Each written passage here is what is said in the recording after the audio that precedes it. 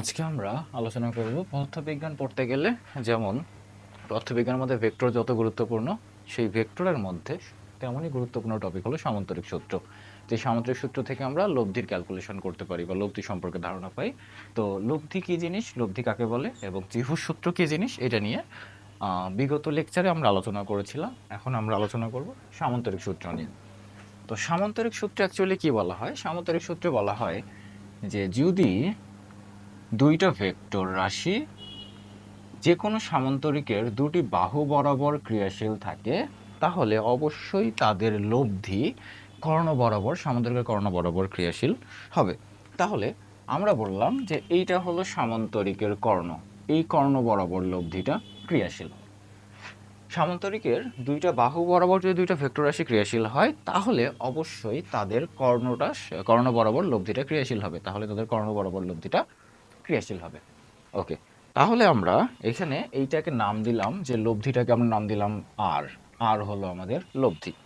দেখেন এইখানে দেখো, যেহেতু আমরা লব্ধির সময় বলছিলাম দুইটা ভেক্টর রাশি দুই দিকে ক্রিয়াশীল হলে অবশ্যই লব্ধিটা তার ভেতরের দিকে যায়। ঠিক সিমিলারলি এখন আমরা সেম কথাই বলতেছি যে দুইটা ভেক্টর রাশি দুই দিকে ক্রিয়াশীল হলে লব্ধিটা অবশ্যই ভেতরের দিকেই থাকবে। তো সামান্তরিকের ক্ষেত্রে অবশ্যই কর্ণ বরাবর থাকবে। এখন যদি আমরা এই সামান্তরিকটাকে এই বাহুগুলা আঁকি তাহলে এইরকম একটা সামান্তরিক আমরা পাবো। যেই সামান্তরিকের ক্ষেত্রে আমরা জানি পরস্পর বিপরীত বাহুদ্বয় সমান ও সমান্তরাল। আচ্ছা, তাহলে এইটা যদি কিউ হয় তাহলে আমরা বলতে পারবো যে এই যে বাহুটা আছে এইটাও কিউ হবে, এই ভেক্টরটাও কিউ হবে।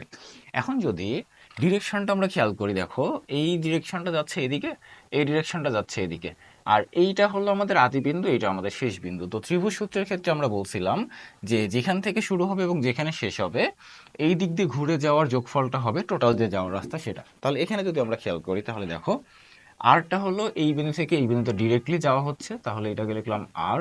আর সমান এদিক দিয়ে গেলে হবে পি, আর এইটা হলো কিউ, তাহলে এখানে পি প্লাস কিউ।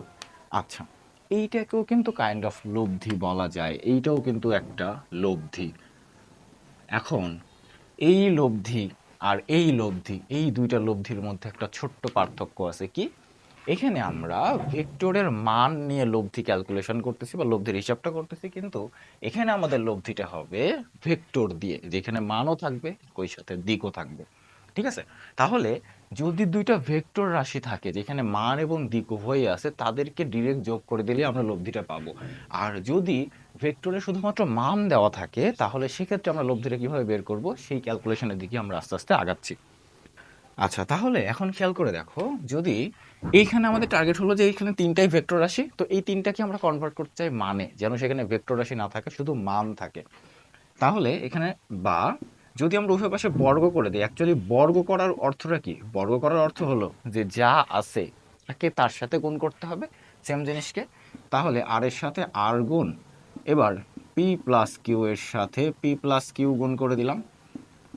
ওকে, এবার খেয়াল করো যে আর এর সাথে যখন আর গুণ, এইখানে আর এর সাথে আর গুণটা আমরা আপাতত এইভাবে রাখি, এটা আমরা পরে ক্যালকুলেশন করব। তাহলে এখানে পি এর সাথে পি গুণ হবে পি ডট পি, এখানে হবে পি ডট কিউ, এখানে হবে কিউ ডট পি, এখানে হবে কিউ ডট কিউ। আচ্ছা, এখন এগুলোকে আমরা ডট আকারে রাখলাম কারণ ভেক্টরকে দুইটা ওয়েতে গুণ করা যায়, একটাকে বলা হয় ডট গুণন, একটাকে বলা হয় ক্রস গুণন।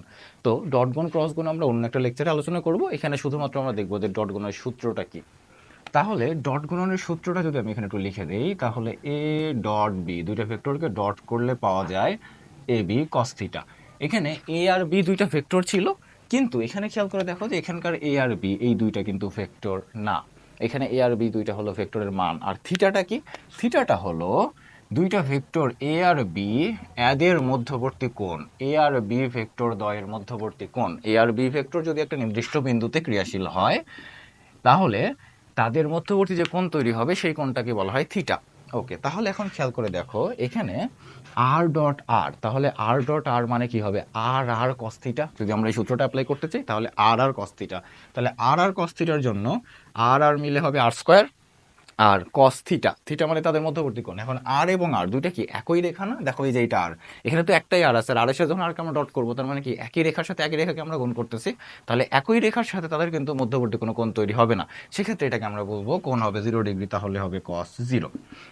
ওকে, পি পি এর ক্ষেত্রে হবে পি স্কোয়ার কস 0।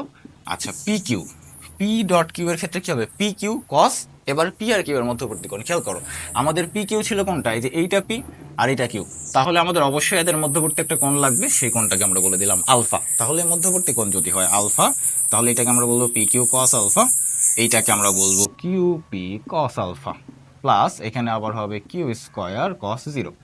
ওকে, এবার খেয়াল করে দেখো আর স্কোয়ার সমান এখানে থাকতেছে P square, P Q cos alpha, P Q cos alpha মিলে আমরা লিখবো two P Q cos alpha, plus এখানে হবে কিউ স্কোয়ার, বা আর স্কোয়ার সমান P square plus Q square plus two P Q cos alpha. এবার এখান থেকে যদি আমরা আর এর মানটা বের করতে চাই, তাহলে P square plus Q square plus two P Q cos alpha.